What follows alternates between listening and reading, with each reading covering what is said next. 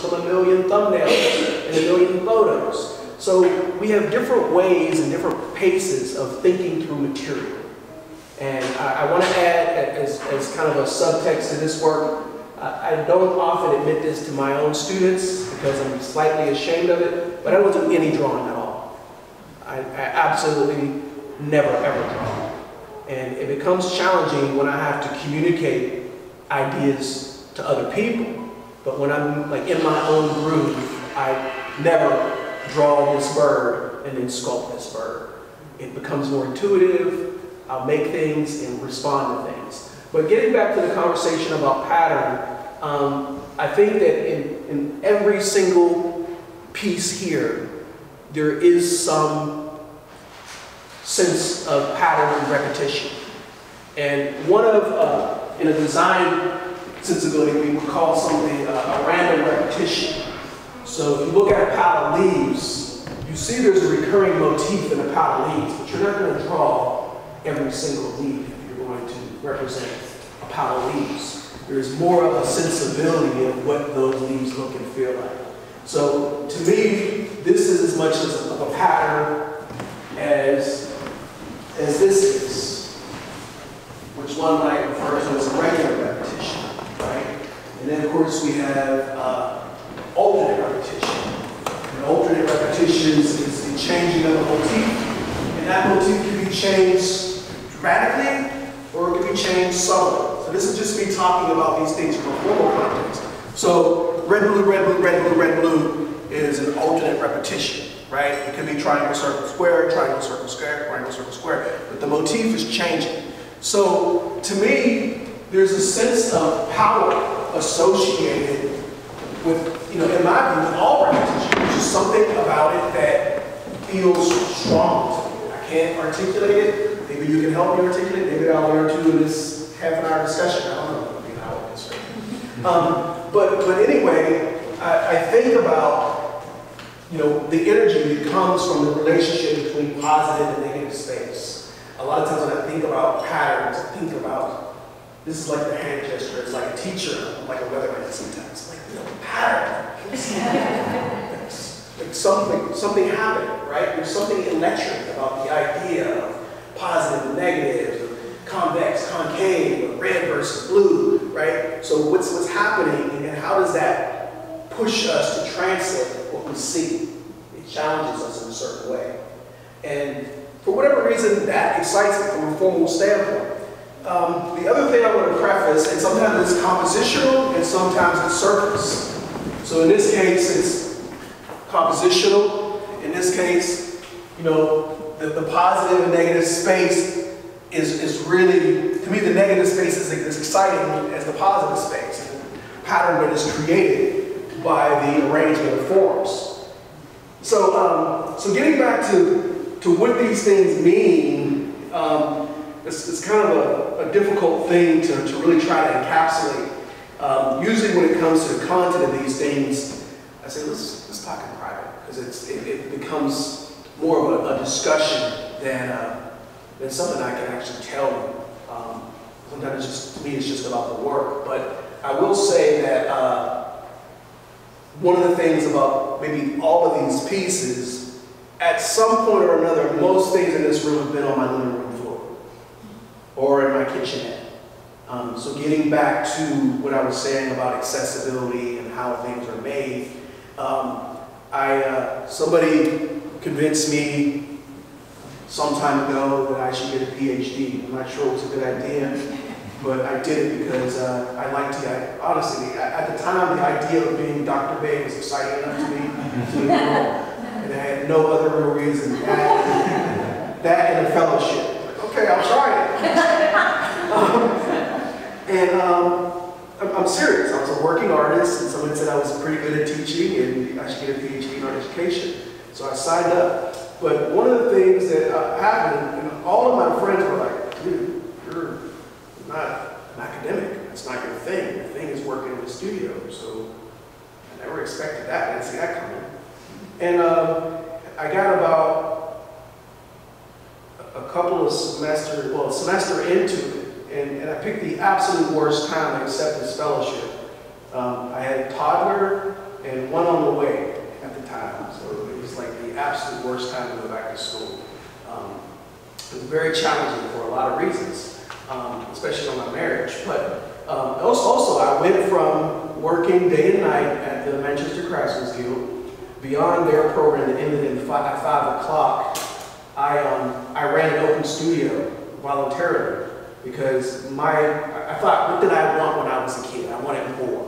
And I wanted more kind of time off the beaten path. I wanted something beyond their curricular expectations. I wanted time to work on my portfolio. So 5 to 9, I was there for them, and unfortunately, their board was all able to offer us pizza or Chinese one time a week. So their kids ate, they get to work on our portfolio, and my wife was asleep with pregnant with our first child at the time for most of the day. So I'd come home and make dinner at 10 o'clock. But I went from working day and night in the studio to basically teaching all day and taking classes all night. When you're a grad student on an assistantship, that's how it works. So you teach undergrad classes and you take classes at night. And sometimes they ended at like 9 o'clock. So I had no time for the studio at all. And then, of course, you work over your dissertation. It's a whole new thing. So, I had been a potter and been exposed to a lot of different rhythms of working and methods of working. When I was a student, and I'm going to weave back into being a PhD student, and I haven't seen her in years. I think she's still around. There was a woman named Judy Campbell. And Judy was one of the teaching artists at the Manchester Craftsmen's Guild. And I didn't realize at the time, and sometimes I think this happens in education, where someone had a much bigger influence on you than you realize. And it's like, wait a minute. They were doing that in 1991. And I wasn't even paying attention. And now it's like something that's central to something I'm doing, but at the time, I didn't pay anything, never mind, because it wasn't so spectacular to a 15-year-old, right? But Judy would walk around and instruct us, and she always had something in her hand. I think she left the Craftsmen's Guild. She taught art history at CCAC for a while, and I don't know whatever happened to her. I'm looking for her, actually, if anybody knows. But anyway, she studied with Richard DeVore. I don't know if you know Richard DeVore's work, with our MFA, and he makes these really beautiful, remade organic forms that are kind of bulbous and gourd-like, but she always had a nice touch, and she'd make these pinch spots, and she always had something in her hand that she walked around with. And at the time, it didn't really strike me, and even then, it didn't strike me. So I did my PhD, or I was pursuing my PhD, and at the same time, with my wife and I, as I said, we've been reflecting on a lot of this stuff now. I've been married for 20 years. And for whatever, again, crazy reason, there are certain grants and things that I apply for every single year. I look at them as like a lottery. You're more likely to win a Fulbright than you are to win the Powerball, right? So you keep writing for a Fulbright, save your money for your trip. Don't spend all the money on Powerball tickets. Right? So we want to do something spectacular. So every year I write a Fulbright. And it's interesting. I was a bachelor, ready and willing to go when I started applying. And by the time I got the grant, of course, I had 2 kids. So it was the 4th year that I applied, that I got. And we had a family meeting, my in-laws, well, help, this is a big deal, you should do it. And I set sail for the former Czechoslovakia, the Slovak Republic, and I spent a year in Bratislava, Slovakia. I had been here as an undergrad, as an exchange student, a couple of semesters in the 90s, but this was and I won't get into the reason, the research project, but again, one of the things that happened over there is, again, being exposed to different ways of making under different material, technical, financial circumstances opened up my eyes. And one of the things that opened my eyes to that I hadn't seen much of in the United States, and it doesn't mean it doesn't exist because I know it does, is contemporary jewelry. And I spent a lot of time in the ceramic studio, but I loved hanging out in transport design and in the jewelry and metal studio, because over there, those were the studios that didn't sleep. And ceramic artists, over there they slept, I didn't sleep. What's going on? Where's everybody at? So, who do I have coffee with at 2 in the morning? So I I go to transport design, and I go to jewelry medicine. And it kind of planted a seed about what jewelry can be. And I had not really thought about jewelry conceptually. And I hadn't even really thought about ceramics conceptually. I was like, I like making pretty things. I like making beautiful teapots and nice ginger jars. And that was a tradition that I was happy to be a part of.